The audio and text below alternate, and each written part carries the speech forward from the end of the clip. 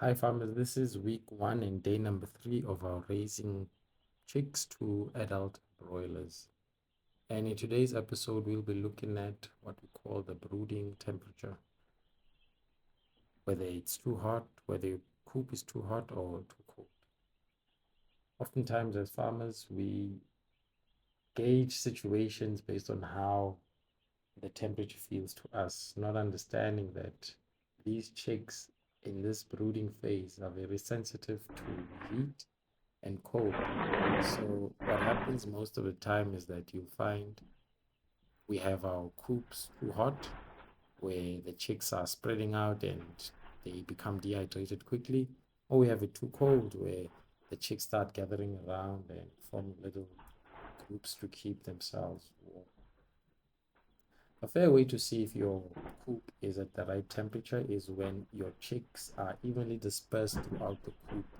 There's no huddling into corners. There's no groupings of more than 5 or 10 chicks or so.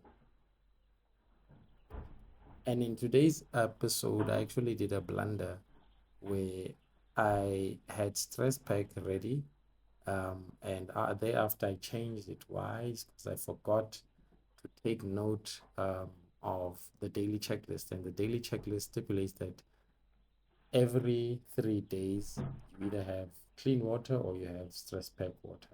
So what I had done was I changed the stress pack water to clean water, and that was only day 2.5. So I did a blend in that regard, and that is why I created the free checklist, which is in the link in the description, where you can download for free and follow along when to vaccinate, when to give your chicks water, when to give them the stress pack, and so forth. And that will help you because it really helped me. So on day number 3, one of my heater elements broke, and I think for a good couple of hours my chicks were cold. And I did a blunder because I think I overheated the room, and I think the wiring must have burnt. Thank God didn't burn the chicks, but I was repairing that, basically replaced the old heater with the new one, and in this way I had to regulate the temperature not only of the coop but the temperature of the heater as well. So when deciding what temperature the coop should be, it is suggested that you go around 32 degrees and allow for ventilation as well. Don't just shut them off in a 32-degree room without any ventilation, because fresh air is also needed for the chicks in this phase in their lives.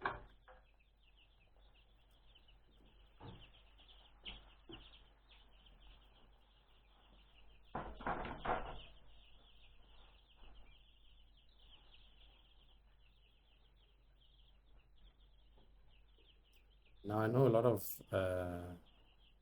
farmers have like the infrared lighting. I didn't have the money for that, so I used what I could. What did I use? I used an old heater. That's what you see me install here. It's just a heater that I hung up so that the heat is distributed evenly. I didn't place it on the floor because the chicks might burn, they're curious, and they might just get too close and burn. Next thing I know, I have fried chicken instead of broiler chicken. So on day number 3, I want to stress the fact that the temperature of your coop is very important. So what's really happening is that chicks lose heat through their feet, so cold floors force chicks to use feed energy for warmth instead of growth. So what they'll do, they'll overconsume, but that overconsumption will be to keep warm instead of producing and developing muscles, organs for proper growth. And why does this seem so important is that at the end of the day, your chicks will be consuming more food, which ultimately means you are spending more, and more feed eaten while you're not getting the necessary growth in weight gain is a loss, So what happens is that some birds will stay small, some will even be uneven because of that fluctuation in the temperature. And this also produces a very high risk in early disease. So you must understand that in as much as the statistics say that the mortality for 100 birds is like 5 birds. But if you don't do certain things, you might increase that 5% or 10% to 20, 30 even, if you don't follow the right steps and have a proper plan in place. And that is why I also created this broilers guide, broilers gem, where each and every day of your journey you can find nuggets that will aid and help you to raise successful chicks to become adult broilers.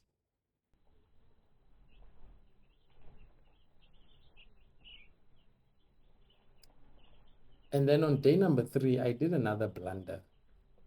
While I had stress pack, and this is day number 3 in the afternoon, I accidentally cleared or changed the stress pack water to clean water, fresh water. And I was so angry at myself because I thought, ah man, now I just messed up the entire cycle. But what I'm glad is that it was only in the afternoon, not in the morning. So the chicks had like 2.5 days instead of 3 full days of stress pack water. So what you see them drinking now is fresh water, which was a blunder from my end. And that is why I created that checklist, because it really saves when you don't know what to do, or it really saves when you need to keep track and progress of what's happening inside your chicken coop. And that is day number 3, where we accidentally gave the chicks fresh water instead of stress pack water, but that is a mistake that I hope you will not do and I will learn from. That is why I created this free checklist. Link is in the description, where you just shoot me a message and I'll send it to you free of charge. There's no cost to it, because it will really help you start and get into the habit of raising your own chicks to become adult broilers. Thank you for watching. See you in day number 4. Hi, Chiki. Hello.